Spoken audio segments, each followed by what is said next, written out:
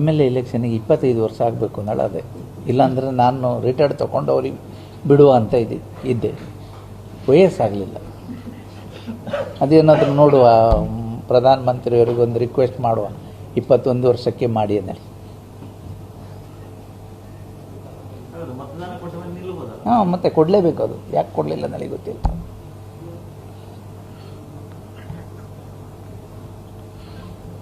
ಈಗ ಇರೋದು ಮಗಳು, ನಮ್ಮ ಕ್ಷೇತ್ರದ ಜನ ನನಗೆ ಸಹಾಯ ಮಾಡಿದ್ದಾರೆ, ಅಂದರೆ ಪಪ್ಪಗೆ ಸಹಾಯ ಮಾಡಿದ್ದಾರೆ.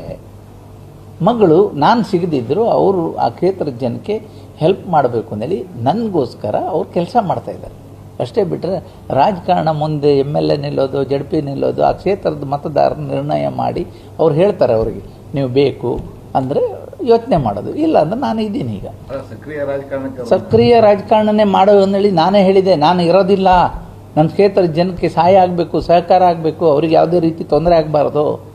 ಅವ್ರು ನನ್ನನ್ನು ಮಿನಿಸ್ಟ್ರ್ ಮಾಡಿದ್ದಾರೆ. ಸಾಮಾನ್ಯ ಒಬ್ಬ ಮನುಷ್ಯನನ್ನು ತಂದು ಮಿನಿಸ್ಟ್ರ್ ಮಾಡಿದ್ಯಾರು? ನನ್ನ ಕ್ಷೇತ್ರದ ಜನ. ನನ್ನ ಕ್ಷೇತ್ರದ ಜನ ಡಿಸೈಡ್ ಮಾಡಿದ ಮೇಲೆ ನನ್ನ ಪಕ್ಷದ ಹೈಕಮಾಂಡ್ ಅದು ಉಳಿಸ್ಕೊಳ್ಬೇಕಲ್ಲ. ನನಗೆ 2 ಹುಡುಗಿರೆಯ, ಒಬ್ಬರು ರಾಜಕಾರಣಕ್ಕೆ ಇರಲಿ, ಒಬ್ಬರು ಏನು ಡಾಕ್ಟರ್ ಆಗಲಿಕ್ಕೆ US ಗೆ ಹೋಗಿದ್ದಾರೆ. ಆರೋಗ್ಯ ನೋಡೋಕೆ ನಂದು ವಯಸ್ಸಾದ್ಮೇಲೆ. ಕುತೂಹಲಕಾರಿ ಮಾಹಿತಿಗಾಗಿ ಕೂಜಳ್ಳಿ ಟೈಮ್ಸ್ ಚಾನೆಲ್ಗೆ ಸಬ್ಸ್ಕ್ರೈಬ್ ಆಗಿ, ಪಕ್ಕದಲ್ಲಿರುವ ಬೆಲ್ ಐಕಾನ್ ಅನ್ನು ಪ್ರೆಸ್ ಮಾಡಿ.